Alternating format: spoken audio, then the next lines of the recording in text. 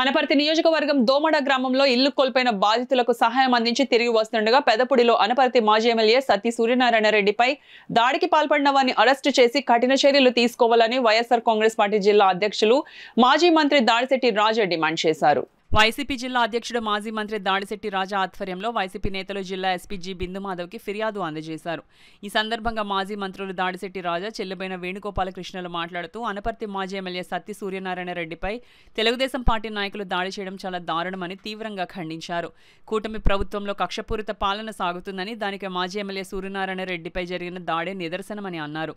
పోలీసులు తక్షణమే నిందితులను అరెస్టు చేసి శిక్షించాలని, ఇటువంటి ఘటనలు పునరావృతం కాకుండా తమ చర్యలు చేపట్టాలని వారు డిమాండ్ చేశారు.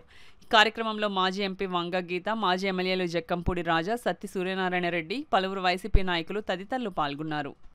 అనపర్తి కాన్స్టిట్యున్సీ పెదపూడి మండలం కాకినాడ జిల్లాకి సంబంధించిన మండలం అది. అక్కడ వాంటెడ్లీ కొన్ని occupations without any time being కానీ నోటీస్ కానీ లేకుండా చేయడం, ఒక రియల్ ఎస్టేట్ వెంచర్ కోసం వాళ్ళకి లబ్ధి చేకూరేలాగా పేద ప్రజల్ని, ఒక 8 ఇళ్ళని అర్ధరాత్రి మీద కూల్చేసి వాళ్ళకి నీడ లేకుండా చేసి చాలా ఇబ్బంది పెట్టడం జరిగింది.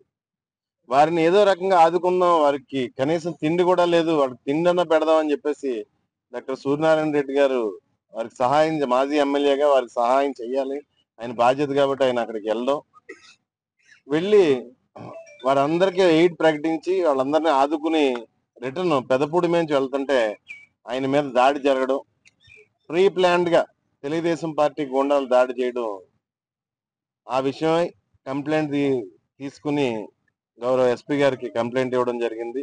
ఆయన ఖచ్చితంగా యాక్షన్ తీసుకుంటానని చెప్పేసి చెప్పడం కూడా జరిగింది. ఎవరైతే అనపర్తి ఎమ్మెల్యే రామకృష్ణారెడ్డి ఉన్నారో వారి ఈ సూచనల మేరకు తెలుగుదేశానికి సంబంధించినటువంటి కొంతమంది గూండాలు నాపైన దాడికి ప్రయత్నించడం, వెంటనే అక్కడ నుండి సోదరీమణులు, అదేవిధంగా వైఎస్ఆర్ కాంగ్రెస్ పార్టీ కార్యకర్తలు, నాయకులు కూడా నాకు తోడుగా వచ్చి నన్ను మరి సురక్షితంగా బయటికి తీసుకురావడం జరిగింది. అంటే పేద ప్రజలకు న్యాయం చేయడం, సహాయం చేయడం తప్ప అని ఈ సందర్భంగా ఎమ్మెల్యే రామకృష్ణారెడ్డిని అడుగుతా ఉన్నాను. తను ఈ రోజు వరకు కూడా ఈ వేళకి 11 రోజులైంది. ఈ వేళ వరకు కూడా కనీసం పరామర్శించడానికి వెళ్ళలేదు, ఒక తెలుగుదేశం నాయకుడు కూడా అక్కడికి వెళ్ళలేదు, వాళ్ళకి ఎవరికి కనీసం గుక్కుడు మంచినీళ్ళు కూడా ఎవరు ఇవ్వలేదు. కానీ సహాయం చేస్తున్న వాళ్ళకి, అంటే వాళ్ళకి అడ్డు ఉండకూడదు, రాజకీయంగా ఎవరు కూడా ఎదురుగా మాట్లాడకూడదు, వాళ్ళు ఎవరైతే వ్యతిరేకులు ఉన్నారో వాళ్ళని రాజకీయంగా అంతం చేయాలన్న ఉద్దేశమే రామకృష్ణారెడ్డి ఉద్దేశం ఈ సందర్భం తెలియజేస్తాను. గతంలో మరి చూసాం, ఎంతో మంది కార్యకర్తల్ని, నాయకుల్ని కూడా ఇంటికి పిలిపించి ఏ రకంగా వాళ్ళని అందరినీ కూడా హింసించారా అన్నది వీడియోలు, ఫోటోలు చూస్తే తెలుస్తుంది. కానీ ఒకటే చెప్తున్నా రామకృష్ణారెడ్డి, నువ్వు ఎన్ని ప్రయత్నాలు చేసినా, ఎన్ని రకాల దాడులకి నువ్వు ప్రయత్నం పురమాయించినా కూడా ఎక్కడా కూడా జంకేదే లేదు. నీ అవినీతి అక్రమాలని కూడా ఎప్పుడూ కూడా వెలుగెత్తి చూపెడతాను అని మాత్రం ఈ సందర్భంగా ఖచ్చితంగా శాంతి భద్రతలు రక్షిస్తాం.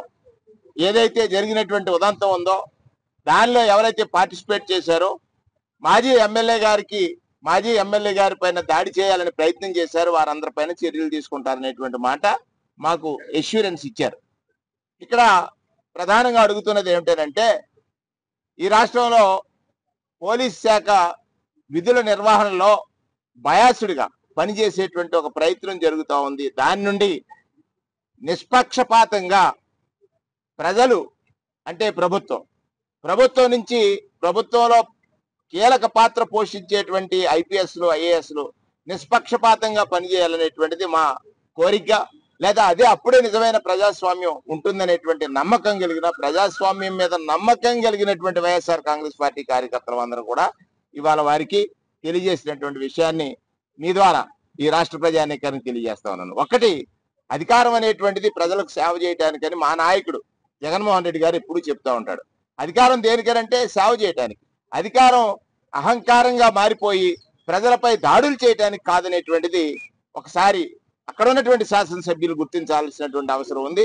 ఏదో ఒక అబద్ధాన్ని ప్రచారం చేసి, అసత్యాన్ని ప్రచారం చేసి పేద ప్రజల్ని హింసించడం ద్వారా వారి పార్టీని బలపరుచుకోవాలనేటువంటి ప్రయత్నం ఏదైతే ఉందో అది సాగదనేటువంటి విషయాన్ని కూడా గుర్తు చేస్తూ 2 ఉదాహరణలు చెప్తా ఉన్నారు. నిన్న సింహాచలంలో భక్తులు చనిపోయారు. ముఖ్యమంత్రి వెళ్ళారా? ఉప ముఖ్యమంత్రి వెళ్ళారా? వెళ్ళలేదే. మరి యువ నాయకుడైనటువంటి లోకేష్ వెళ్ళారా?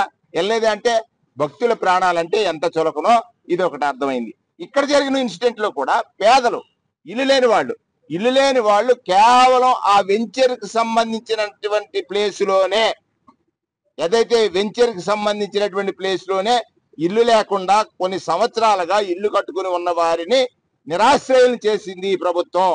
ఈ ప్రభుత్వంలో ఉన్నటువంటి పెద్దలు, పాలకులు అనేటువంటిది అర్థమవుతుంది. అంటే